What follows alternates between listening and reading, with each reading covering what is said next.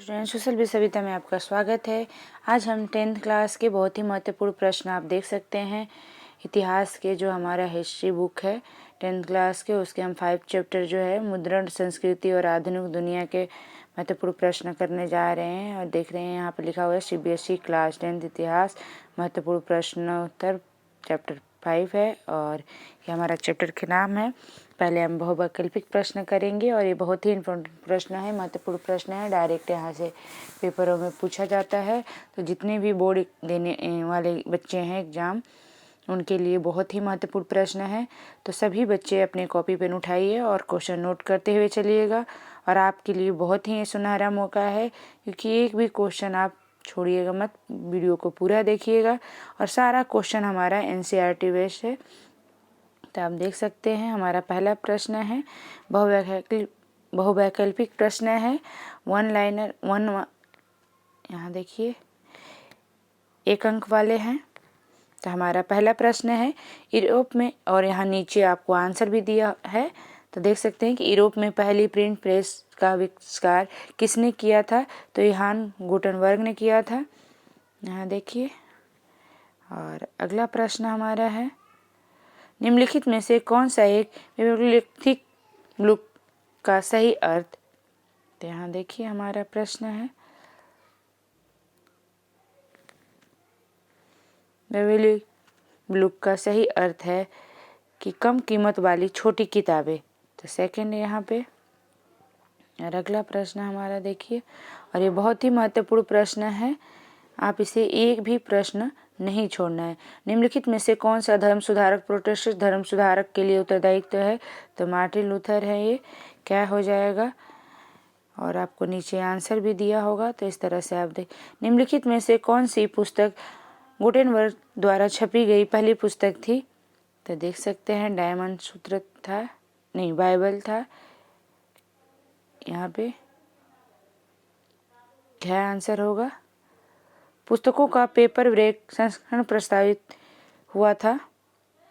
तो इसका आंसर घ हो जाएगा महामंदी की शुरुआत में। और अगला प्रश्न है हमारा इंग्लैंड में फेरी वालों द्वारा 1 पैसे में बिकने वाली किताबों को कहा जाता था? तो चैप बुक कहा जाता था। यहाँ देखिए आंसर भी दिया हुआ है आपको कि चैप बुक कहा जाता था। और अगला है निम्नलिखित में से कौन सा पढ़ने का साधन विशेषकर नागरिकों के लिए था? तो यहाँ पेनी मैगजीन्स था, सेकंड आंसर हो जाएगा। और 1878 में वर्नाकुलर प्रेस एक्ट की तर्ज पर बना था। तो देख सकते हैं कि 1878 में वर्नाकुलर जो प्रेस एक्ट की तर्ज पर क्या बना था? तो ये हमारा क्या आंसर हो जाएगा? आयरिश प्रेस कानून। और अगला प्रश्न हमारा है जापान की सबसे पुरानी छपी किताब का नाम क्या है? तो डायमंड सूत्र है, पहला आंसर हो जाएगा। निम्नलिखित देशों में से किस देश में मुद्रण की सबसे पहली तकनीकी विकसित हुई थी? तो ये चीन में, जो छपाई के था मतलब मुद्रण का सबसे पहले चीन में हुआ था। तो ये देख सकते हैं यहाँ पे सबसे पहले मुद्रण ईश्वर की दी हुई महानतम देन है, सबसे बड़ा तोहफा। यह शब्द किसने कहा था? तो मार्टिन लूथर ने कहा था, ये देखिए यहाँ पे। और अगला है निम्नलिखित में से किसने शक्ति चालित बेलनाकार प्रेस को कारगर बनाया? तो रिचर्ड एम हो ने बनाया था। ये देखिए हमारा 4th आंसर है यहाँ पे। और अगला प्रश्न है निम्नलिखित में से कौन सा वुड ब्लॉक प्रिंट की तकनीकी को यूरोप में लाया? तो यहाँ देखिए मार्को पोलो ने, सेकेंड ऑप्शन हो जाएगा। नीचे आंसर भी दिया हुआ है। पुर्तगालों के साथ प्रिंटिंग प्रेस गोवा कब आई? तो 16वीं सदी के मध्य में, गया हो जाएगा। अब अगला प्रश्न हमारा है कि इंग्लैंड में किराए पर किताब देने वाले पुस्तकालयों का उपयोग किन लोगों को शिक्षित करने के लिए किया गया था? तो आप इसका आंसर देख सकते हैं, 3rd होगा सफ़ेद कॉलर मजदूरों, दस्तकारों तथा निम्न मध्य वर्ग के लोगों को। और अब हमारा जो 1 अंक वाला जो प्रश्न है यहाँ पर देख सकते हैं कि 1 अंक वाला प्रश्न, यूरोप में पहली प्रिंट प्रेस का आविष्कार किसने किया था? तो यहाँ देख सकते हैं जोहान गुटेनबर्ग ने किया था। कौन सा धर्म सुधारक प्रोटेस्टेंट धर्म सुधारक के लिए उत्तरदायी थे? तो मार्टिन लूथर थे। और गुटेनबर्ग द्वारा छपी पहली पुस्तक कौन सी थी? तो बाइबल थी। और फिर अगला प्रश्न देखिए, पुस्तकों का पेपर ब्रेक संस्करण कब प्रकाशित किया गया था? तो महामंदी की शुरुआत में। और अगला हमारा है, इंग्लैंड में फेरी वालों के द्वारा 1 पैसे में बिकने वाली किताबों को क्या कहा जाता था? तो चैप बुक कहा जाता था। और अगला है कि कौन सा पढ़ने का साधन विशेषकर नागरिकों के लिए था? तो पेनी मैगजीन था। और हमारा अगला प्रश्न है कि 1878 का वर्नाकुलर एक्ट किस तर्ज पर बना था? तो आइरिश प्रेस कानून था। देखिए, और अगला प्रश्न हमारा है, जापान की सबसे पुरानी छपी पुस्तक का नाम क्या है? तो डायमंड सूत्र है। और अगला हमारा, किस देश में मुद्रण की तकनीकी सबसे पहले विकसित हुई थी? तो चीन में, अभी हमने देखा था। और देखिए अगला प्रश्न है, मुद्रण ईश्वर की दी हुई महानतम देन है, यह शब्द किसने कहा था? तो मार्टिन लूथर ने कहा था। अब अगला प्रश्न है, किसने शक्ति चालित बेलनाकार प्रेस का कार्य बनाया था? तो रिचर्ड एम्स हो ने। और वुड ब्लॉक प्रिंट की तकनीकी यूरोप में कौन लाया था? तो मार्को पोलो ने। अगला हमारा 13 नंबर का है, मुद्रण की सबसे पहली तकनीकी किन देशों में विकसित हुई? तो चीन, जापान और कोरिया में। यहाँ देख सकते हैं कि चीन, जापान, कोरिया में। भारत में छपाई की तकनीकी कब और कौन लाया? तो यहाँ 16वीं शताब्दी में पुर्तगाली ने, जो पुर्तगाली सबसे पहले आए थे, तो पुर्तगालियों ने।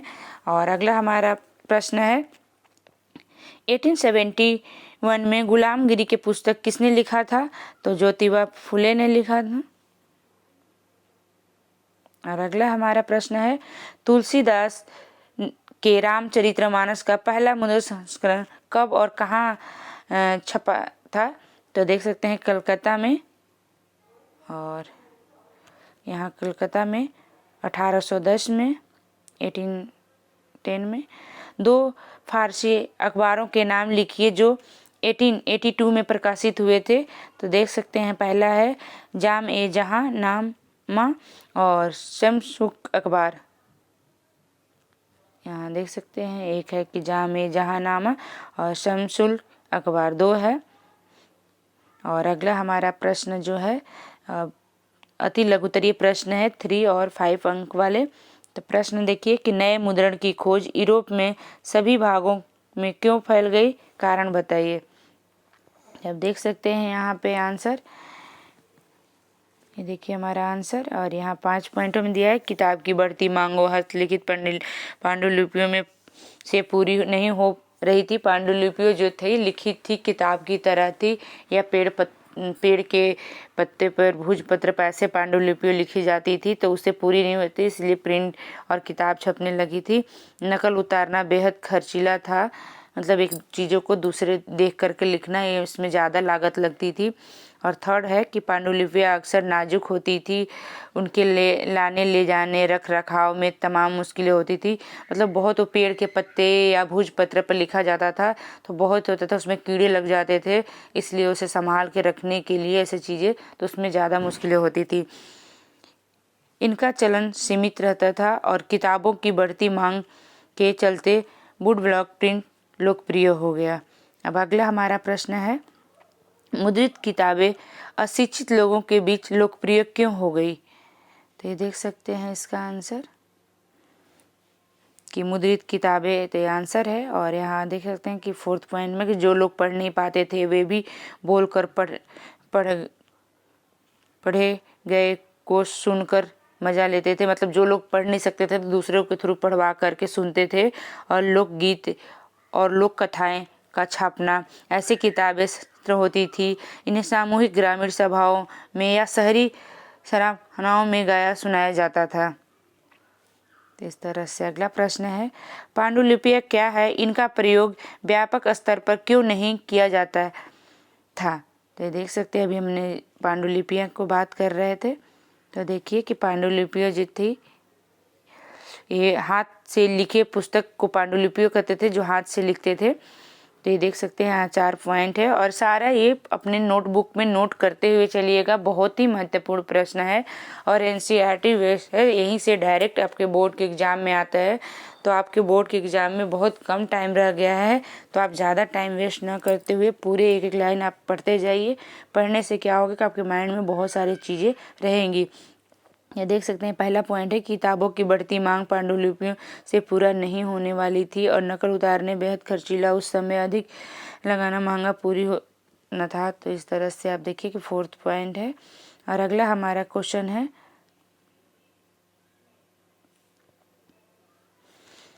भारतीय लोग किस प्रकार अपनी पांडुलिपियों की नकल करते थे तथा उन्हें सुरक्षित रखते थे। तो ये देखिए यहाँ पे उत्तर है 4th पॉइंटों में।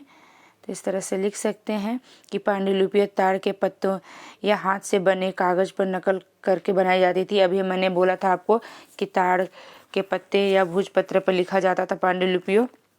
और सेकेंड है कि पन्नों पर सुंदर तस्वीर भी बनाई जाती थी, उन्हें तख्तियों की झील में रखा जाता था और उन्हें ख्यालक से सीलकर बांध दिया जाता था, मतलब उन्हें सील करके या कुछ ऐसा करके रखा जाता था। अगला प्रश्न है, मुद्रण संस्कृति ने फ्रांसीसी क्रांति लाने में क्या भूमिका निभाई थी। मुद्रण संस्कृति ने फ्रांसीसी क्रांति लाने में क्या भूमिका निभाई थी। देखिए अब हमारा यहाँ पे पहला है कि छपाई के चलते विचारों का प्रसार, उनके लिखने की परंपरा, अर्थ विश्वास और निरंकुशवाद की आलोचना। और ये 3 पॉइंट और है कि रीति रिवाजों की जगह विवेक के शासन पर बल दिया।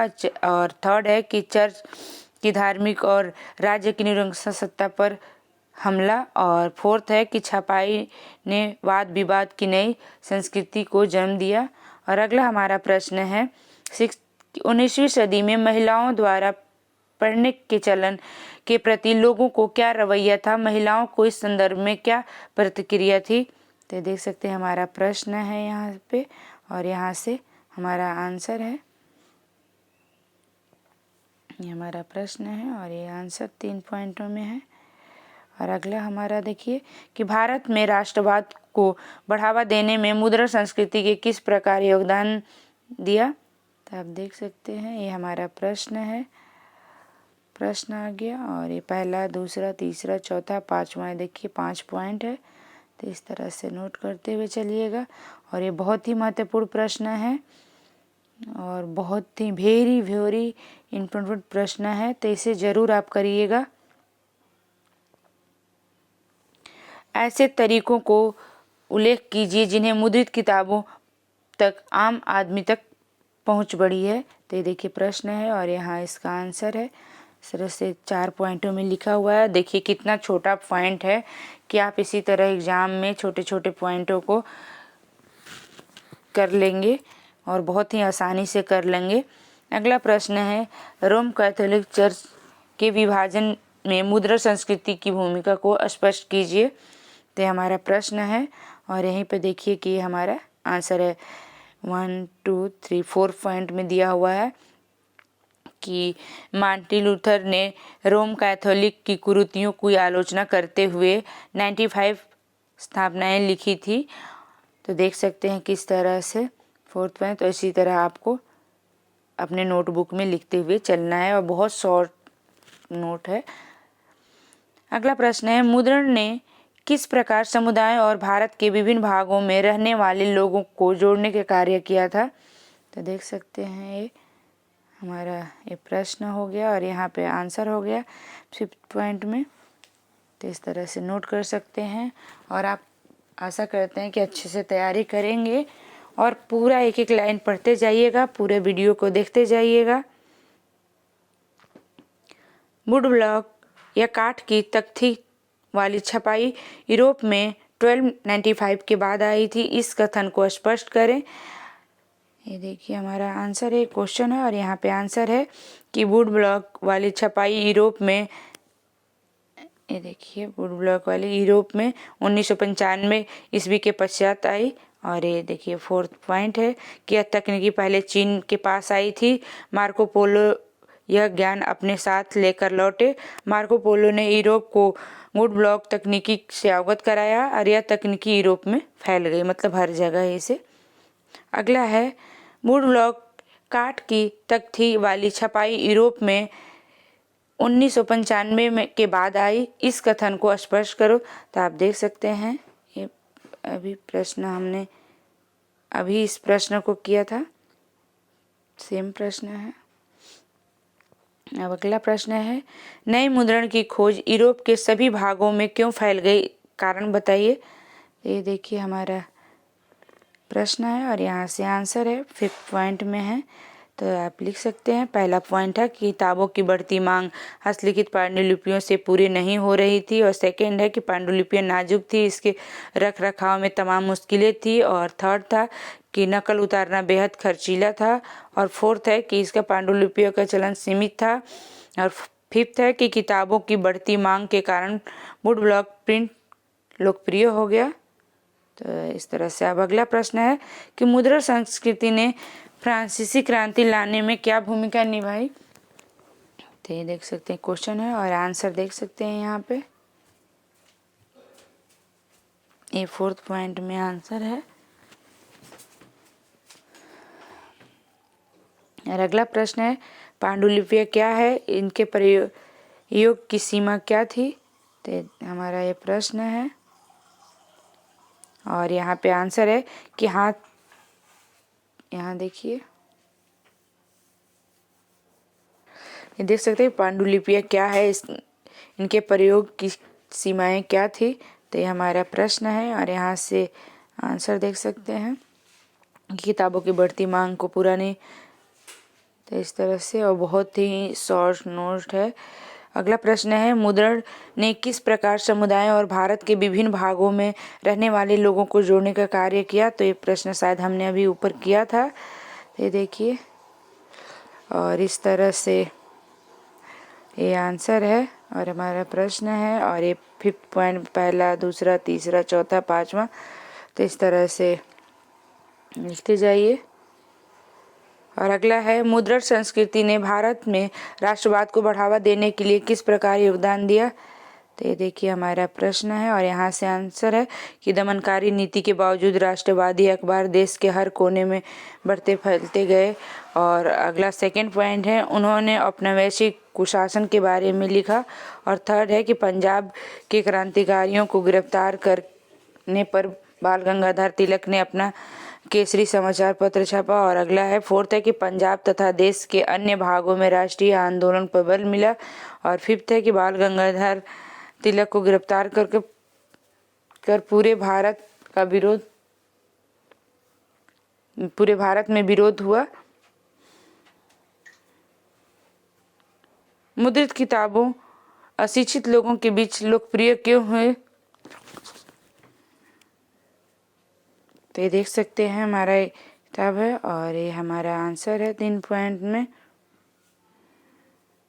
और एक चौथा पॉइंट भी है कि इन्हें ग्रामीण सभाओं में, शहरी सरबखानों में गाया जाता, सुनाया जाता था। अगला प्रश्न है भारत में वर्नाकुलर प्रेस एक्ट जारी करने के कारण बताइए। तो ये हमारा क्वेश्चन है और देखिए 3 पॉइंट में ये आंसर है। और ये 3 नंबर के क्वेश्चन आएगा तो डायरेक्ट आप 3 पॉइंट लिख देंगे। एक बार सारा क्वेश्चन ऐसे पढ़ लेंगे तो आराम से कर सकते हैं। और अगला प्रश्न है रोमन कैथोलिक चर्च के विभाजन में मुद्रण संस्कृति की भूमिका को स्पष्ट कीजिए। तो हमारा क्वेश्चन है और ये देखिए हमारा यहाँ पे क्वेश्चन है और ये 4 पॉइंट दिया हुआ है और इस तरह से आप लिख सकते हैं। और अगला है 19वीं सदी में महिलाओं द्वारा पढ़ने के चलन के प्रति लोगों को क्या रवैया था, महिलाओं की संदर्भ में क्या प्रतिक्रिया थी। तो ये हमारा प्रश्न है और ये 3 पॉइंट है। उदारवादी पिता और पति अपने यहाँ औरतों को घर पर ही पढ़ाने लगे और शहरों में छोटे मोटे स्कूल खुले तो उन्हें स्कूल भेजने लगे बागी। और यहाँ देखिए इस तरह से आप देख सकते हैं। और अगला प्रश्न हमारा है ऐसे तरीकों का उल्लेख कीजिए जिन्हें मुद्रित किताबों तक आम आदमी की पहुंच बढ़ी। तो ये देख सकते हैं हमारा प्रश्न और अगला आंसर है। और आज के हमारा ये लास्ट प्रश्न है। ऐसे ही हम वीडियो में मिलते रहेंगे। जो बच्चे नए हैं हमारे चैनल को सब्सक्राइब कीजिएगा और अपने दोस्तों में शेयर करिएगा। और जल्द ही आप लोग के लिए अच्छा सा सैम्पल पेपर लेकर आऊँगी, पूरे सब्जेक्ट वाइज लेकर आऊँगी। और इस वीडियो के PDF चाहिए तो आप मेरे टेलीग्राम चैनल पर जाकर ज्वाइन कीजिए और यहाँ इसका PDF मिल जाएगा। धन्यवाद। नेक्स्ट वीडियो में हम जल्द मिलेंगे।